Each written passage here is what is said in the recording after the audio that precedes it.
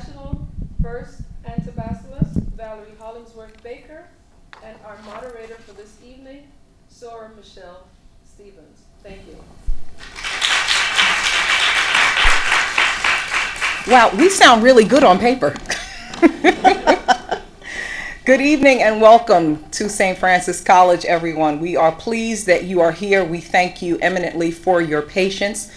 We had no idea that there was going to be a fire drill testing this evening. Thankfully, it was just testing.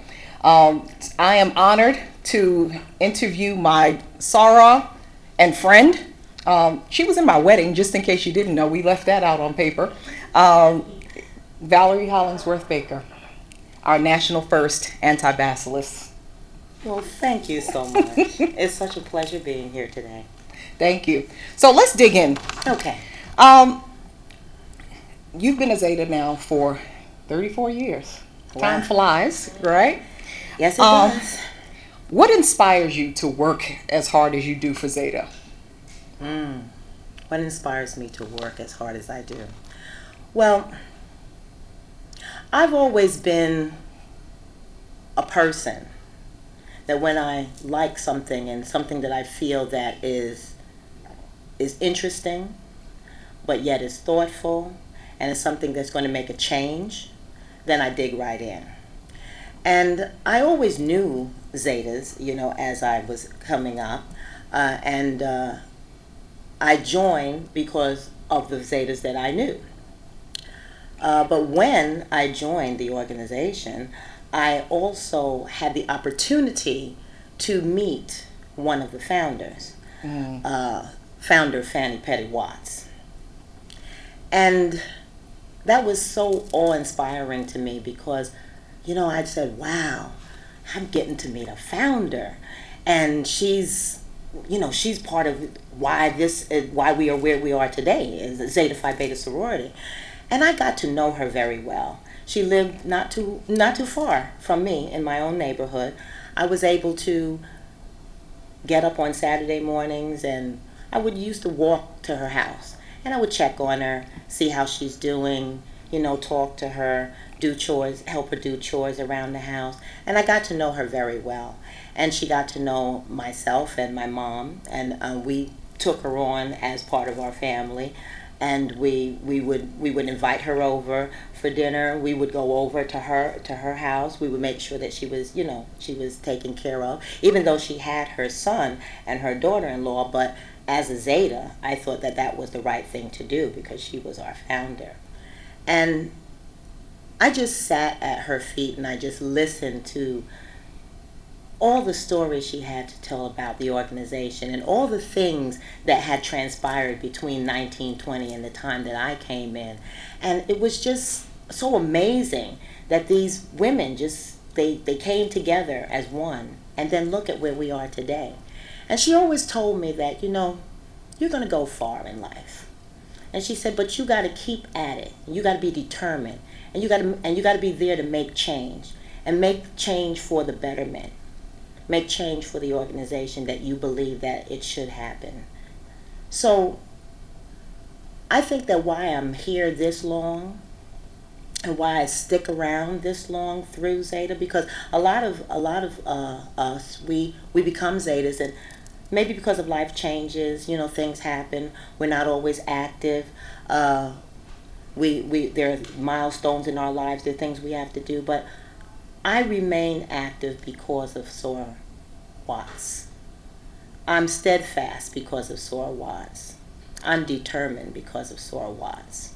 And without, I think, knowing her, I wouldn't be the person that I am today because she has helped me to get that far. And I just hope that I make her very proud of where she is and looking down that I'm trying to do the best job that I can for the organization. She indeed, thank you. She indeed had a beautiful and loving spirit. I met her when I came back home from Tuskegee, being born and raised in Brooklyn. Of course, I came back home after school, and I had the opportunity to spend several of it good visits with her before she left us, before she transitioned from this life. And one of the things that stuck out in terms of conversation with her was that she said, I never thought that Zeta would go this far. She said, when I met Arizona, and and she talks about, well, these are her classmates. Our founders were her classmates. And when she had this conversation with us, we as undergrads who used to go and visit her as often as we could, just like you said, at her feet, just trying to be sponges and soak it all up. And she said, they approached me, and I said, well, okay, well, am I sure? She wasn't sure. Right. And rewinding just a touch, she was originally from Georgia. And at that time, her mother, she told me, did not want her to go all the way up to Washington, D.C. to go to school. And she said, but Mama, she said, Howard is where it's at. That's what's going on. That's where we're going to be educated. And she said, Mama, I have to get there. I have to get there. Now imagine if she didn't go. Imagine.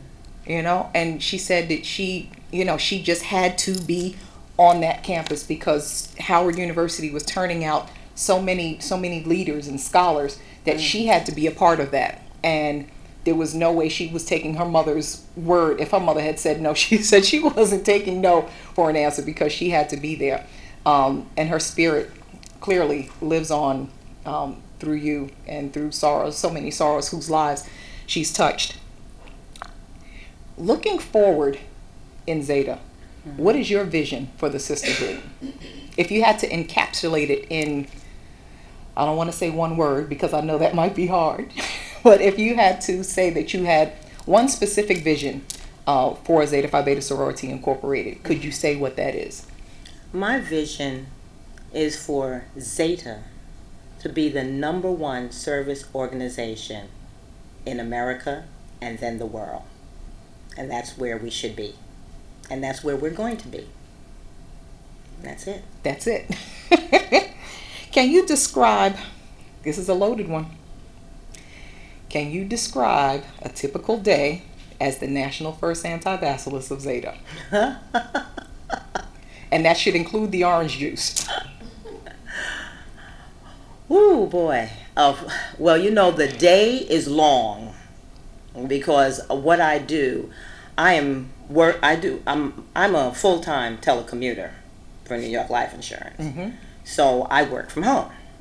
But that gives me the opportunity to also on my breaks, my lunch, and then when I, sign off for the day to continue with Zeta work. So when I get up in the morning and I get myself together and I get ready to go to work, soon, maybe about 9:30, the bell starts ringing.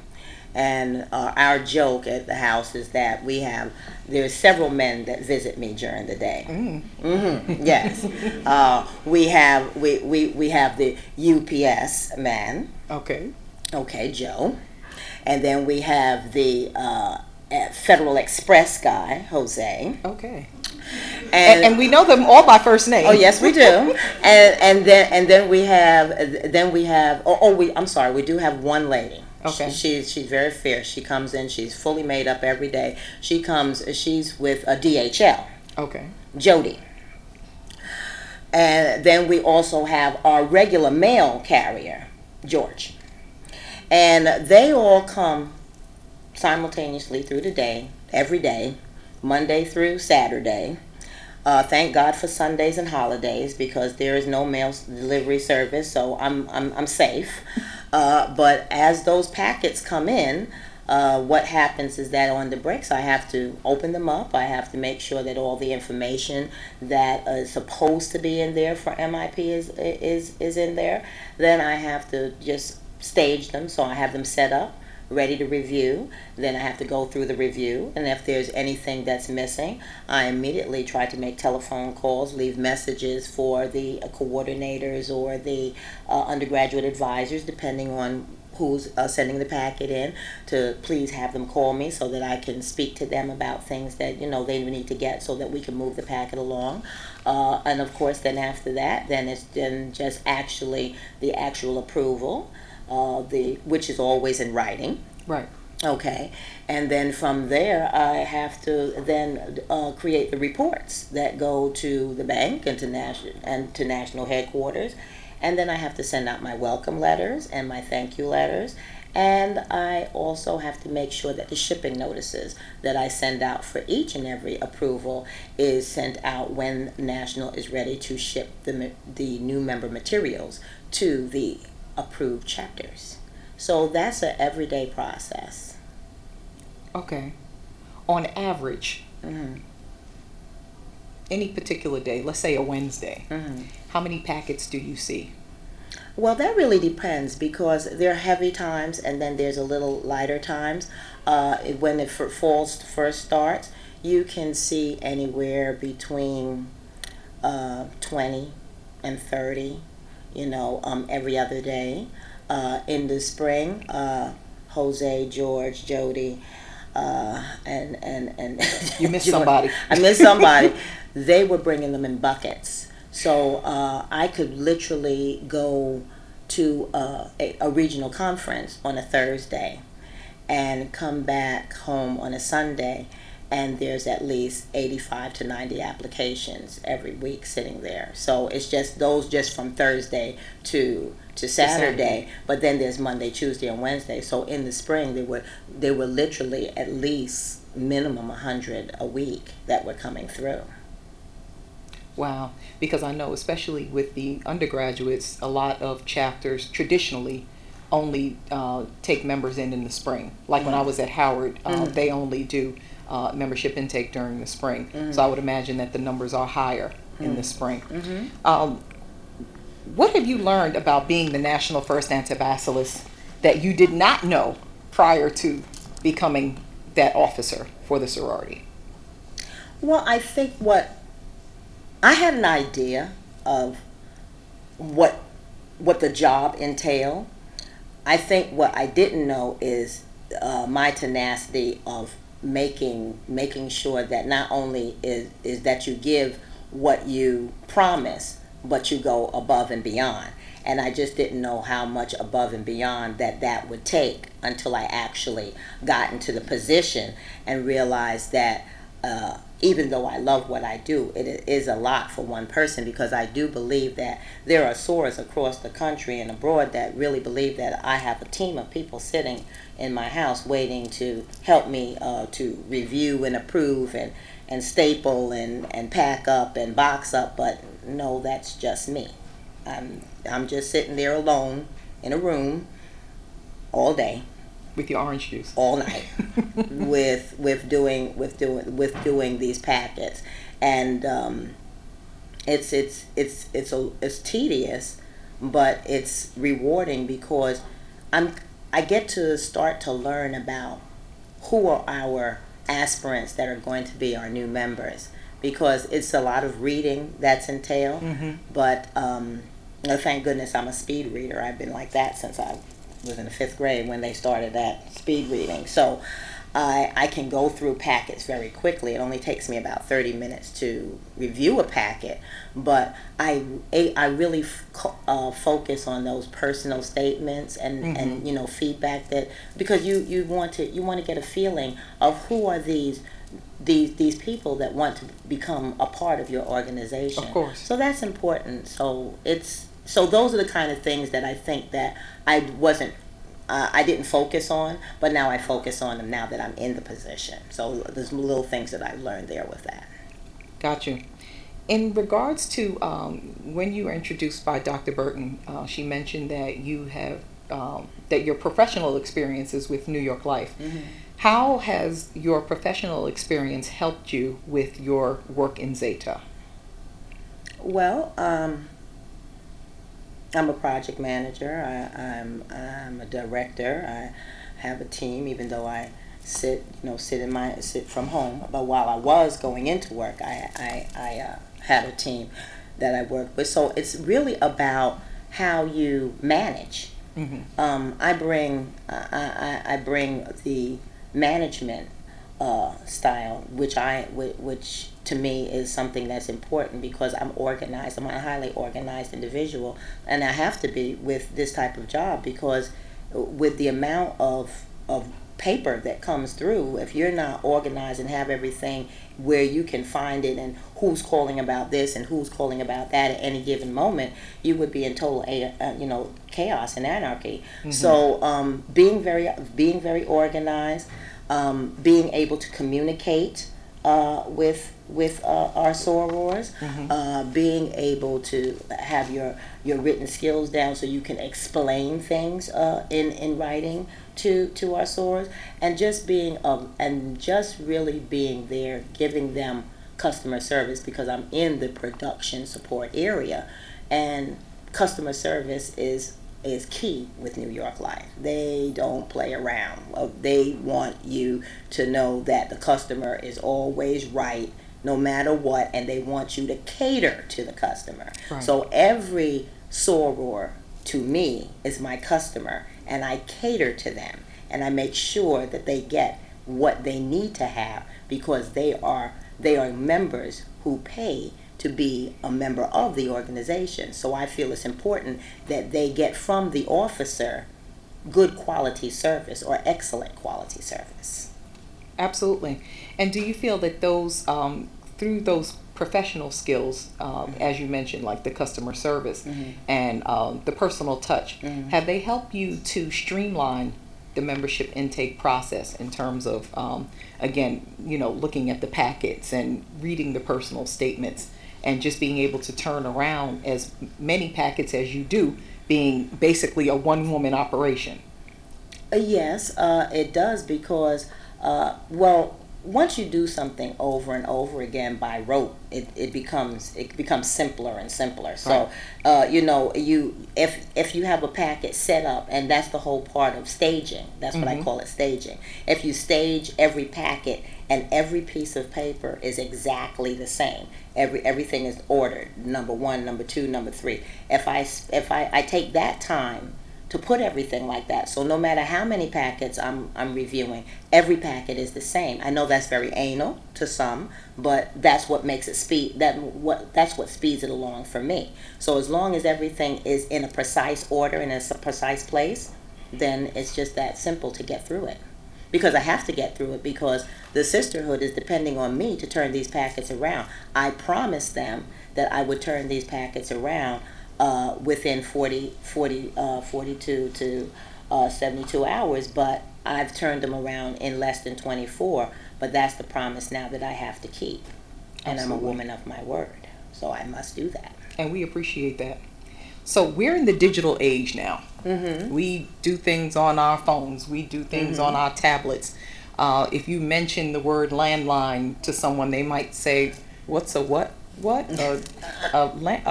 Huh?" I'm not embarrassed to say that I still have a landline in my house, because you know what? If we have another blackout, I can call somebody. But thinking about the digital age, has there been any discussion on the national level in terms of making the membership intake application digital? Oh, I'm so glad you asked that question. Back when I became, and I won for the first go round this position, that's what I had promised. One of my campaign promises was that I would look into not only streamlining membership reporting, but also to bring MIP online. I went about that immediately. I worked with a woman that was introduced to me, who used to work for NASA, and she was an extremely great person to work with, and we worked together at putting together a proposal and a flow chart for streamlining membership and making the MIP go automated. And with that would be that they would be able to have your fillable forms. There would be certain reports that were going to be generated off of once you do the approvals, or there were going to be these reports that I'm doing manually right now would have been automatically generated. And then we would also have the forms, that not only just the application forms, but the evaluations, the certificate, the order forms, all of that would be online. Well, I presented that to the National Executive Board in January of 2015. Okay.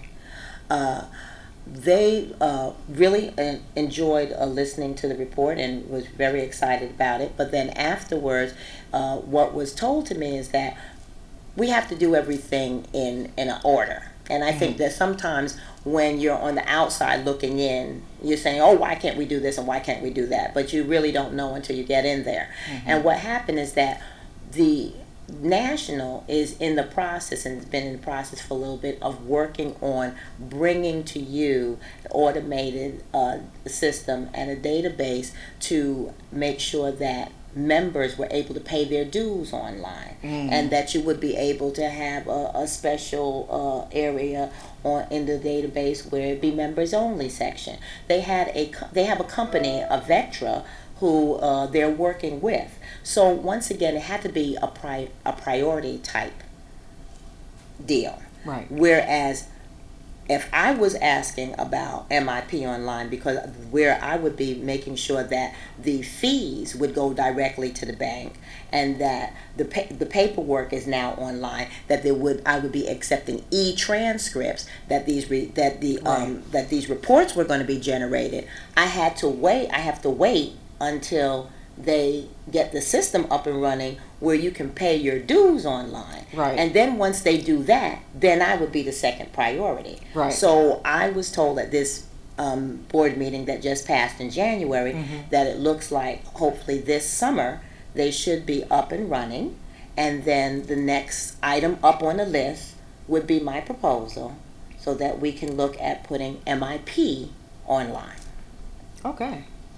That's outstanding. Yes. Only I think about it in terms of, in terms of the environment, of course, in terms of the paper, and things of that nature, and not so much in terms of convenience, but just in terms of the paper and the things that we use and us, thinking forwardly as an organization, and again, being environmentally sound in how we approach such an issue as women who are, again, forward thinkers, educated women, who, of course, all of us have our different causes that we think about, but that's definitely something that that is on the mind of the body in terms of how we are growing, right? And being able to utilize those tools. And you should think like that, because in this day and age, we're the only ones left in the Divine Nine that still has someone that's an officer collecting and getting all of this paperwork and the fees that come to someone's personal home, and that's a risk. I mean, you have to, God forbid something happens. How are you going to get in my home to get all this paperwork, right, and anything else? So we really have to have that mindset of knowing that this is the way we have to move. And I'm glad that I was able to put that proposal together, and that is a viable proposal, and that will be what will be worked on as soon as they get the system up and running, so that you can pay your dues online, and then we'll hopefully be automated in more than one area. And also, I want to say that this June I will be submitting the online proposal for the course of study that we have for MIP. I've already spoken to a representative from Blackboard, and for those that are educators, they will know about Blackboard. That is the online learning tool, and we had quite a couple of meetings with them, and they've been very helpful at knowing how we could design our own learning tool within Blackboard. They gave us examples and samples of what we can do, and I think we can take this far. We can make the online course of study really interactive, and what it's going to do is going to cut down on members actually having to meet with the aspirants face to face for 15 days. So you'll be able to be at home, and you could be online, and you can have your undergraduate advisor, your MIP coordinator, along with then your aspirants, and they could be online speaking to each other. They can see the videos. They can have online learning tools with that, and then you can even take reviews and everything online. So there's a lot that can be done. So that's what I would like to work on next, so that it will fully automate the entire MIP process. Okay. But do you think that the lack of FaceTime, meaning in-person MIP course of study, now I get that the 15 days is rigorous in terms of schedule, and some of us are wives and mothers, newlyweds, and so forth. But in terms of the value of getting to know those who you are coming in with and those whom you have chosen to bring into the organization, just the whole notion of bonding. Do you think that we'll lose that as a result of MIP course of study going online? No, because I'm not saying that should be done for 15 days. Right. Okay. I'm saying that there are times when everyone can't get together. Right. And that's going to be helpful, that they can use that tool. And also that would be a tool so that the aspirants will be able to study on their own. Right. Okay. And get together. So that's not to take the place of every face-to-face, but it will help and augment. And then therefore all of the lessons, all of the reviews and everything will be set in the database, where you can pull it up at any given time. You can pull up the first week or the second or third, whatever you want to do. Right. So it'll be a lot easier instead of just dealing with paper. Right. I can understand that. And here's my personal pitch. I don't know if you've ever done, I have a son that's in college, and so when I do his FAFSA, and they give you the instructions now online, it's very different from when we were in college. And if you click on one button and you're unsure about what it is that they're asking you, which set of information, which part of your taxation form that you're supposed to look at to get this information, you click on the button that says, please look at item line number, blah, blah, blah, so that, you can fill in this number and so forth.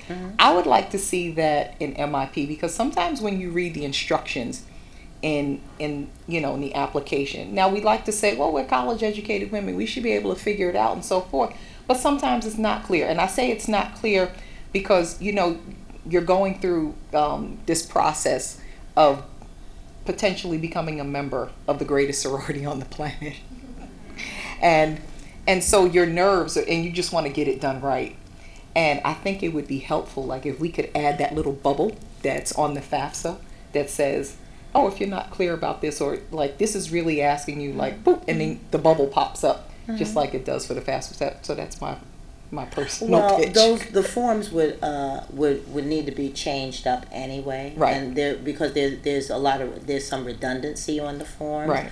And when you start going to putting them online in PDF fillable, they would be changed up to make them a little simpler and more straightforward. So yes. Okay, that sounds good to me.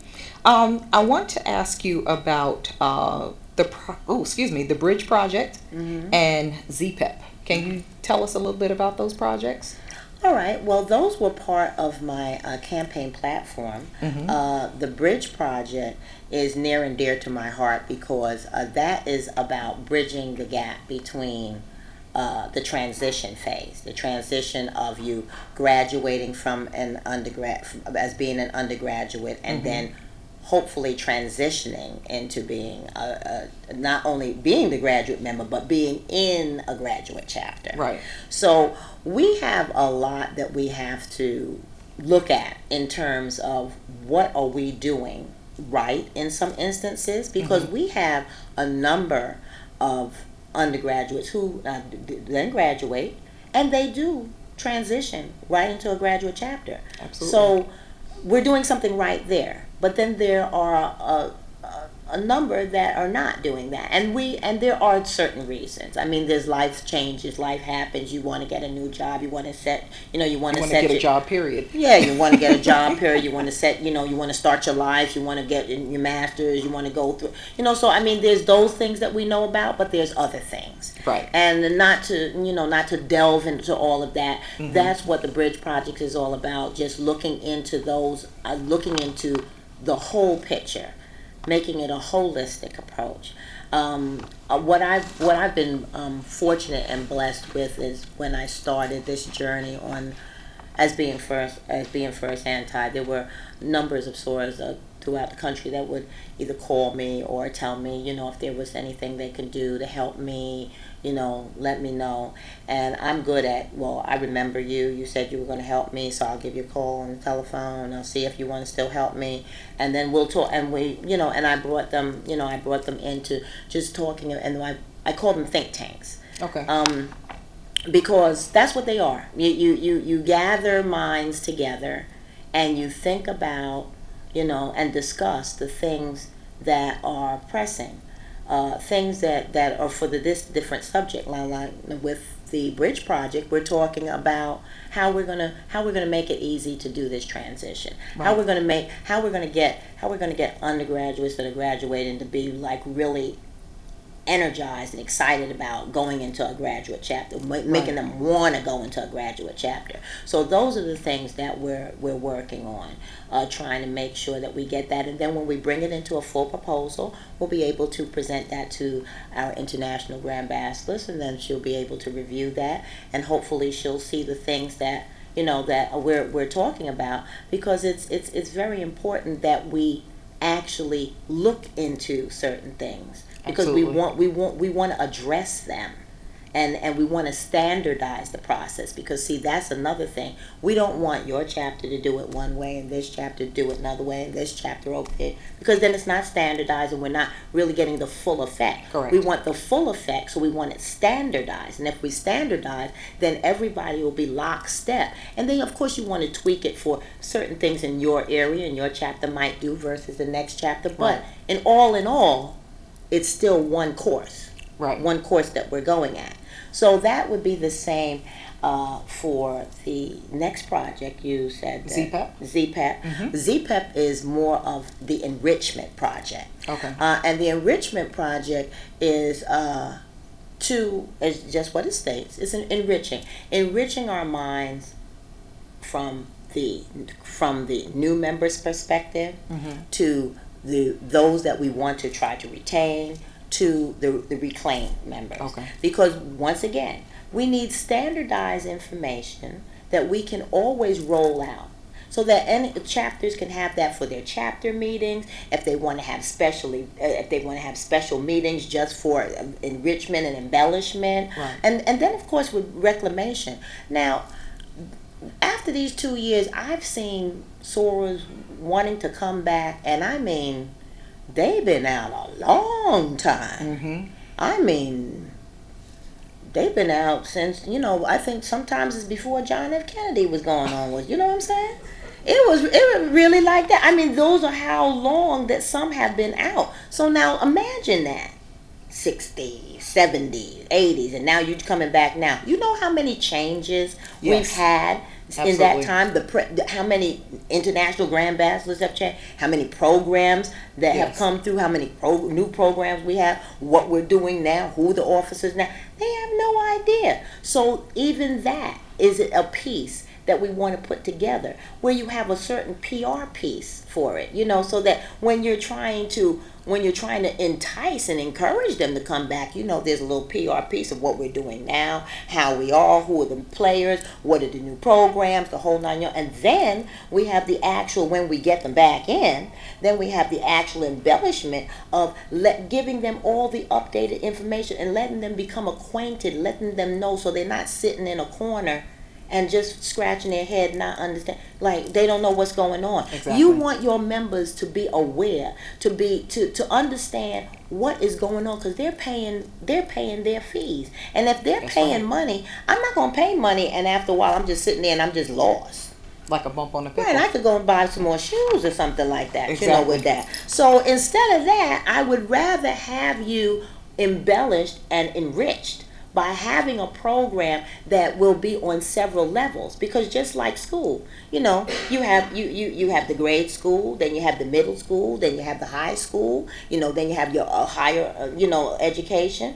Well, that's the same way. You've got your new members just coming in. They're on one level. They're just coming in. They're just learning. There's the retained members. But let's face it, depending on how long we've been in the organization, we may have forgotten a few things. So Correct. we like to be, you know, there's a little bit of refreshment that we're going through with that. Refreshing. And then there is the reclaim, who you want to bring back into the fold, and then they may be at one in between the two levels, Right. or maybe they might be at a third level. Right. So you want to have information that's standardized in each area, so that it will make it easy and acceptable on all members.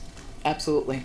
And it's funny that you mentioned that, but of course timely, because when I served Delta Mu Zeta chapter as the membership coordinator, and there were reclaimed members under my umbrella, like you said, 20 years, you know, have gone by. Maybe, you know, generally since undergrad, our sorors have been away from the organization. And I clearly remember one member who came back, and she was so enthused. She's no longer in our chapter, but she is still active, I'm happy to say. And I'll never forget, she said to me, I said, something. I said, well, you know, we're the Divine Nine now. And she said, the Divine Nine? She said, well, who's the ninth one? Because she had been absent for so long, she didn't realize that Iota Phi Theta fraternity had become a part of the Pan-Hellenic Council in 1997. And so she said, well, when did that? I said, well, this is what happened. And so we went through, you know, the course of study that I used at the time for the new members, because we didn't have a program like ZPEP or the Bridge Project in place yet. But I clearly saw, and I'm not trying to blow my horn. It's just that, you know, I stood back and said, wait a minute, you know, I need to bring this Sarah up to speed as the membership coordinator, and just make sure that she knows what's going on, because she's a reflection of the organization, and being a member of our chapter, she's a reflection of us. And so it is very important that SARS become reacclimated in terms of those, especially who have been absent for some time, whatever their reason, that they be brought up to speed so that they know what's going on, that we have chapters, you know, more chapters worldwide and so forth. Thinking about other projects, can you talk a little bit about your Personal Touch campaign? Well, the Personal Touch campaign is more wraps into customer service. Okay. I've noticed that our sorors like to be able to feel that they can speak to their officers. You know, like you don't have to, you know, I know that we have certain protocols and everything that we go through, and who to speak to, and this level and next level. But I've always stated that because I am your elected official for membership, that if anyone wants to call me, if anyone wants to text me or email me about membership questions, then they should feel free to do that, because they elected me to be that officer, and I am accessible and available to them. National has given me a Zeta phone.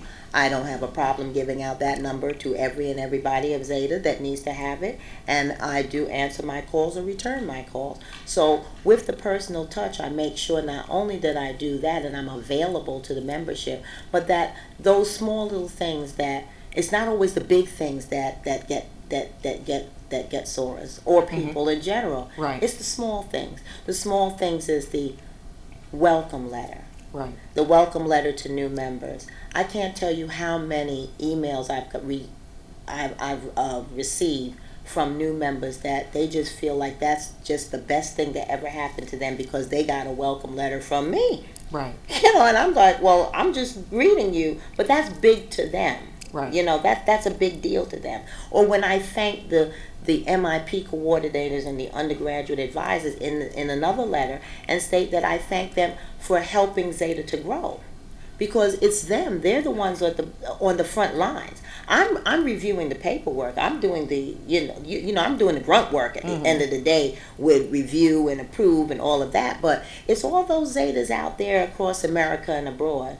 They're the ones. I work for them. Right. So, you know, I want to touch them. I want them to feel special. I want them to feel like what they're doing means the world to Zeta Phi Beta Sorority Incorporated. And if I can do that through a telephone call, through a personal letter, through a hi, how are you, through checking on someone, then that's what I do. Because that's how, once again, believe it or not, that's how you also retain people and want them to come back. Because they felt like someone cared about them. Somebody listened to them. Somebody emailed them or thought about them. And that's what I try to do. Absolutely. So you mentioned a very important word, a trigger word, growth. Mm-hmm. Growth. Zeta growth. So we are in our 96th year of this beloved sisterhood. We are all looking forward to 2020 when we turn Washington on its ear. Where do you think Zeta will pop up next? We've got Abu Dhabi, we've got Japan, South Korea, Belgium. Where is Zeta going to pop up next? Where are we going to see the royal blue and white next? Are you going to tell us, or is it a secret? No, we can't. There's always things in the works, and we can't really say because we're trying to work on it. But I would say that, in general, what we should be also doing is making sure that when we have all of these chapters abroad, that there is a way that there's sustainability. Absolutely. Because we should be able to, because it's hard for them.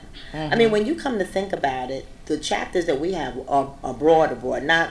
I mean, Belgium, London is one thing, but when we're talking Abu Dhabi, right, and when we're talking Japan and Korea, right, their time zones are completely different than ours. Right. So a lot of times when they need your help, they're writing to you in their bright daytime, and we're supposed to be asleep at night. Right. So sometimes you're not getting to them to the next day, and if you can. Right. I know for me personally, when I know that there are times that those chapters are getting ready to do their MIP and they send it in, I stay up in the night, and sometimes I don't go to sleep, but I stay up for them so that if they have any questions or anything, and they do they do email me at 3 or 4 o'clock in the morning, but I can, and they're surprised when I answer them. But we need to really think about, just in general, making sure that they're sustained and that we're giving them the help that they need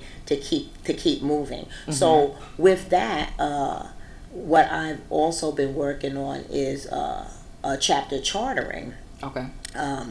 Think tank, which we're not just the United States, which we're starting with first, with feasibility studies, the standardization of feasibility studies, the standardization, the Q&A that you would want to ask to make sure that this chapter can be sustained in a certain area, but then a sustainability guide that we could use to make sure that a chapter for the first year, because that's so hard. That first year is always so hard because there's only but so many people in a chapter. Right. A chapter doesn't start off with 70 people. No. It starts off with 5, 6, what have you. I mean, we do have some now that are starting off with more because they bring in the reclaimed members, but they need to have a standardized sustainability guide where where the regional directors and the state directors will be able to have those that will be able to help them to move through and migrate from one level to another over the course of that year, so that they will be feeling comfortable, that they'll know what to do as far as their budgets and their 990s and their reporting and how they should handle their meetings and so many other myriad of things and tools that they would need. And putting that together, I believe, would help them to sustain them, because it's that critical 1 to 5 year time that's when a lot of times you can make a chapter, and that's wonderful, but where is it going to be in 5 years? Exactly. Where is it going to be in 10 years? You have to have the big picture. Everyone should think of the big picture, Right. And carve out time where they have they have a long range plan and they have a short term plan, Right. and that's what we need to do and get ourselves acquainted with when we're trying to do this with the chapters. Now, when you start going to the overseas chapters, the next thing I would like to see one day is that we're back in Africa. Okay, but to be back in Africa, you're now talking about a whole different umbrella than what you're dealing with Abu Dhabi and Korea and Japan and London, and their monetary value is different. Okay. Okay, when you're talking about third world countries, they're getting along the best they can. Right. So now we're going to have to look at what is Zeta going to be able to do if we go back out into a third world country, how we're going to sustain the Right. chapter, how we're going to continue to help them. They may not have, we're asking for a certain amount of money in our national dues, regional Correct. thing. Well, when you times that by third world money, we could be living like kings and queens off of what we make. Right. But that's not what they make. So Right. we're gonna have to look at that, and then we're gonna have to see how that fits into what we can and cannot afford to stabilize for them. Right. So there's a whole nother avenue that we have to look at in terms of the issues when we're going into, like, if we go into a third world country, Right. and go back to Africa. So I would like to see that, and those are things that I'm working on, so that I can bring viable proposals, because I think that is part of my job, is to bring these proposals to the board and to Duran, so that she will be able to, and they will be able to review and then see where we can move on from there. So that is something that I will be working on. Yes. Okay. Thank you. The current MIP process as it stands, may I ask what your measure of time is? Meaning, are we going to look at it for 5 years to see if it's effective? Are we going to look at it for 3 years to see if it's effective, and then make changes as necessary? What is the time window in which we're looking at the current MIP process to evaluate whether or not we have to tweak it in certain places, or not tweak it at all? Well, coming from a corporate background, I mean, there are certain times when you have something to market and then you come back and you reevaluate. I believe that, being that this new process has happened under this administration, I know that the administration would like it to stay as is for the time being. Okay. So once I think that, once we have that 5 to 6 year window, and then that would take us into yet another administration, I'm sure that that will be something that will be looked at that particular time, because right now we're still gathering all the maybe issues, maybe things that may look like they need to be changed, worked out some details, clarify some issues. So when all of that's together, the national membership committee was tasked with working on an addendum, which was to clarify a lot of gray issues, gray areas, things that needed a little bit more explanation.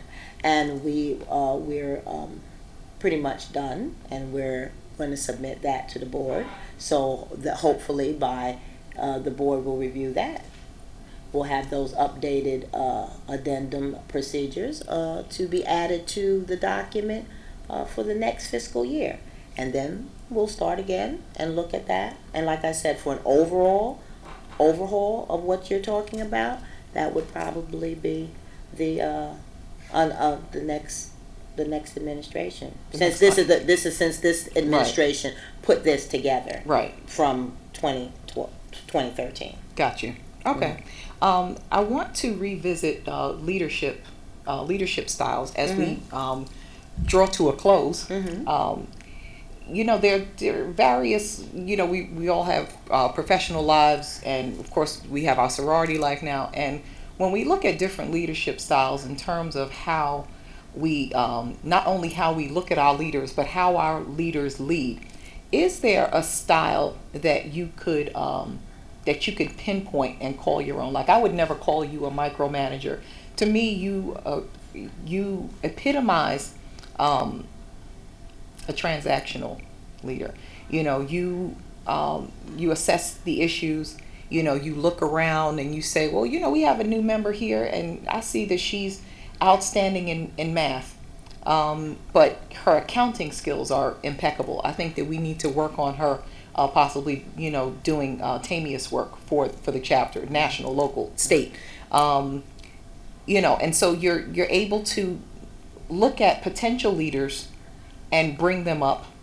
Okay, you look at the leadership that's around you and you offer your assistance, but you also know when to stand back and let those leaders do what they need to do. Would you say that overall, in terms of your leadership style, that it hasn't been effective? I mean, well, you've been the regional director, you've been the bacillus of your chapter, you've been the chair of the National Executive Board. You are currently serving as our national first antibacillus. Do you feel that your leadership style has been effective throughout your offices on every level of the organization? Yes, I feel they have, because I'm truly not a micromanager. I like to assess what individuals can do, and if they say they want to do something, I'm there to help them and give them that big push to make it happen for them. I'm not one that tries to keep my knowledge to myself. I like to share my knowledge with others, because I'm not always going to be here. So I want others to come up and step up to the plate. It's a hard job coming and trying to be in charge of national, and Right. being in these national positions. It's not easy. It's difficult, because you have to have a hard skin. Mm-hmm. Okay, because you're gonna have those that no matter what you do is not gonna be good enough, Mm-hmm. and then you're gonna have those that will appreciate what you do. But what you have to do is, for any leadership style, I think, is that you have to give everyone a chance to do their job. Allow them to do their job. And if you see that it might not be doing it just the way you want, maybe you need to stand back. Maybe you need to let them try to get through it, and then come back and give them some helpful advice. Right. Tell them what they could do different, but also be able to roll up your sleeves and work just right along with everybody else. See, Right. I don't feel that I'm better than anybody, that I can't sit and work along or do whatever work everybody else is doing. I make sure I know what everybody's doing, because I can do it too. Right. Okay, so therefore I know, and when you can do that, that means you can interchange at any point in time, and that's going to be very important, because you have to bring those others up. When I leave this office, I want for the next person to be better than me, to be better than what I've done, to accomplish more than what I have done. Every office that I've left, that was my wish, because that's the only way Zeta can grow. You can't want to be the records are going to be broken. Mm-hmm. So if your record's broken, your record's broken. But there's always going to be somebody else that's going to be bigger, that's going to be better, that's going to do something. And you want that for when you leave. I don't know what it is that I'm going to look for that next individual, but I know that whatever it is, they got to come with their A+ game, because I come with my A game, and it's a good A game, because I make sure that it gets done. Absolutely. My last question for you. Yeah. As we look through our history, Mm-hmm. at all of the incredible women that have led our sorority, Mm-hmm.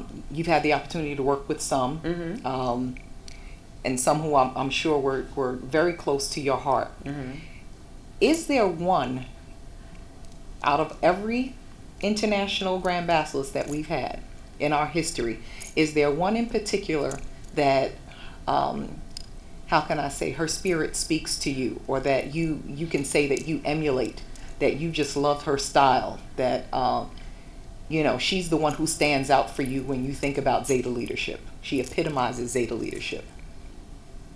That's a question that puts you on the spot.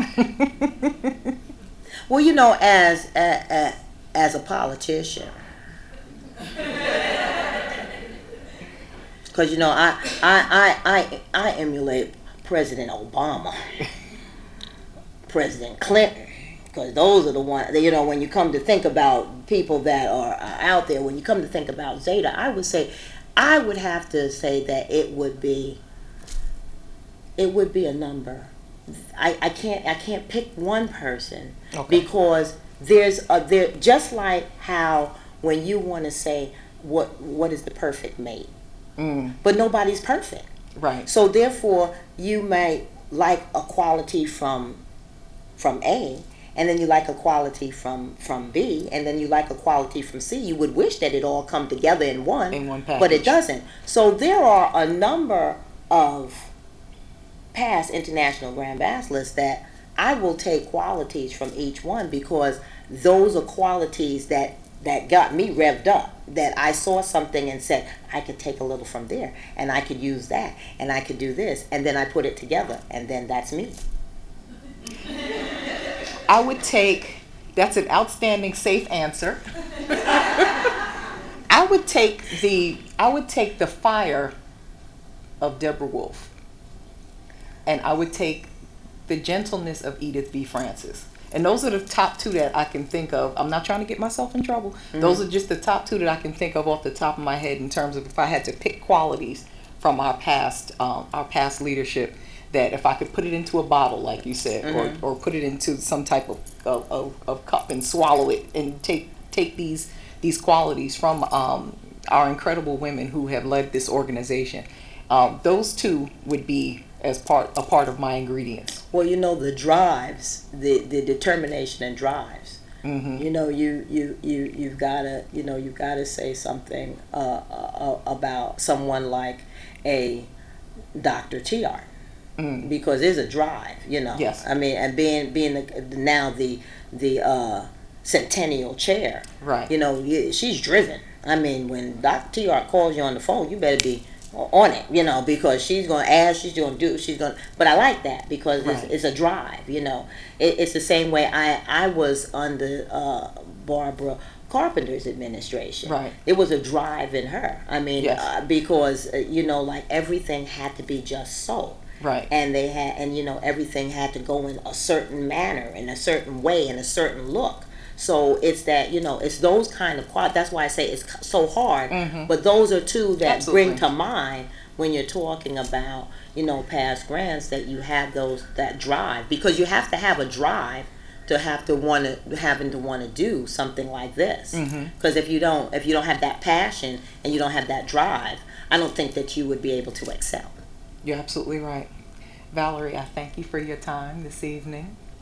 I've enjoyed this chat. I don't know about you all, but I've definitely enjoyed this chat.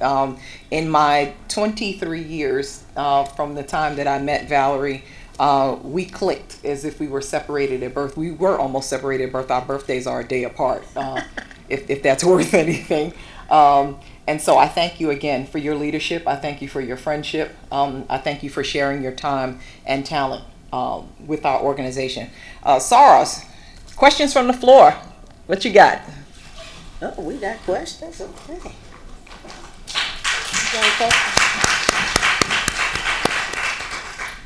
Okay, We have two mics. Round of applause again. I have the mic, and I'm going to pass it to you as you ask your questions. We have a standing on each side. Okay, so that changed from when I first came in. So you won't need this one. You can put it. You can put it right there.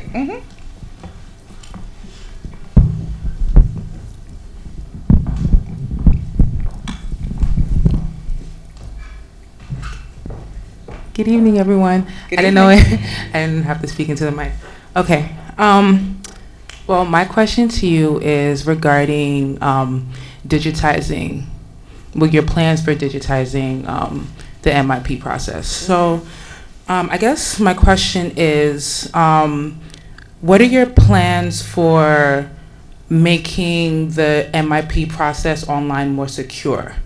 As far as, there's always talks about, hackers and, viruses and things of that sort. So what are your plans for making sure that the MIP materials are in the right hands and they're not being distributed to individuals that should not be seeing them? Well, there's security packages, number one, that go along with when you're building the databases that you have to pay for. And then, of course, there's going to be levels of administration that will you have to go through that will get that you will be able to send a packet. It's going to go to X person, which would probably at the end it's going to come to me, but it's going to go to the same. It's going to go to the same individuals, and they will not be able to pass it to anyone else because they will have they will be given codes. They'll be given security access, and those accesses will pass down to the next and passwords. So we'll just like at your job. You're going to have security, you're going to have passwords, you're going to have access. That's the same way that it's going to be. Thank you. You're welcome.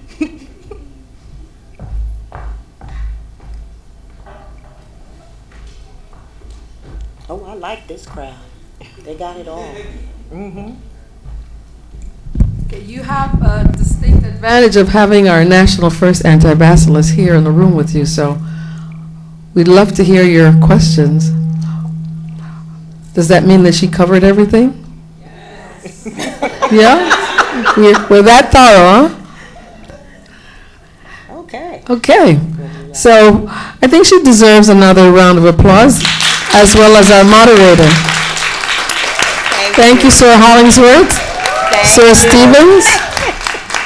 And don't forget, she said she has a number. You can always call her. So if there's a question that you have later on that you can't think of right now, I'm sure she'd be willing to answer your questions then. Thank you.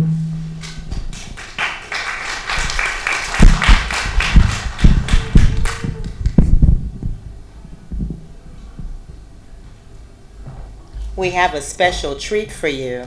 We have one of our sorors decided that they wanted to do a iMovie about the campaign, and she worked tirelessly to put this together. So you'll be the first to see it. So I hope you enjoy. Thank you. Sorors, the following is a pictorial sampling of the accomplishments and strategic initiatives from the Office of the National First Anti-Bacillus throughout the past 2 years. From reclamation, transitioning your talents, the personal touch campaign, communication, and most importantly, customer service excellence. Soror Hollingsworth Baker wants each of you to know that you have played a major part in the success of growing Zeta, and she thanks you for your support. And remember, sorors, it's all about the membership, and membership is key.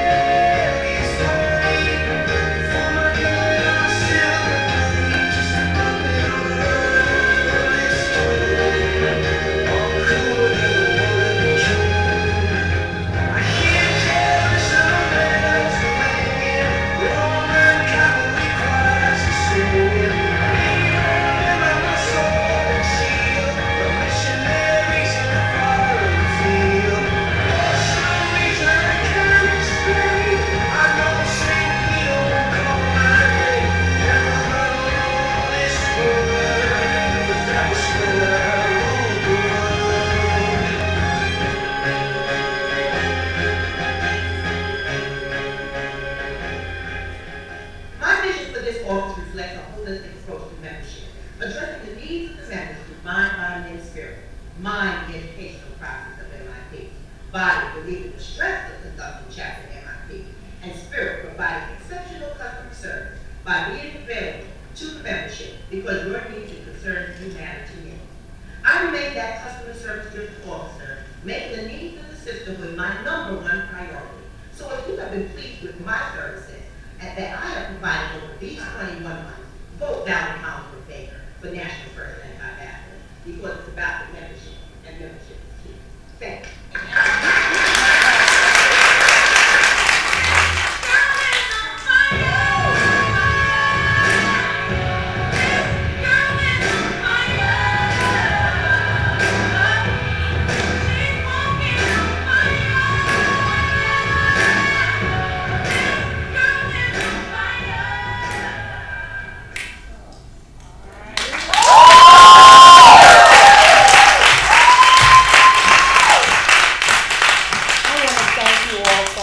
Coming out this evening because it is, you spend your time on Zeta all the time and then you come out for something special like this.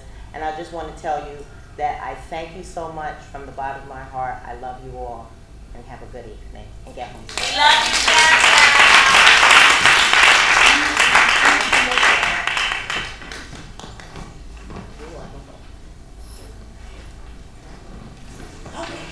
Strike the set. Strike the set. Let's get something else to eat and we're on our way, right?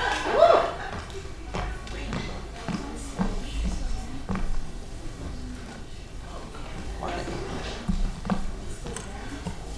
We should be dead by now.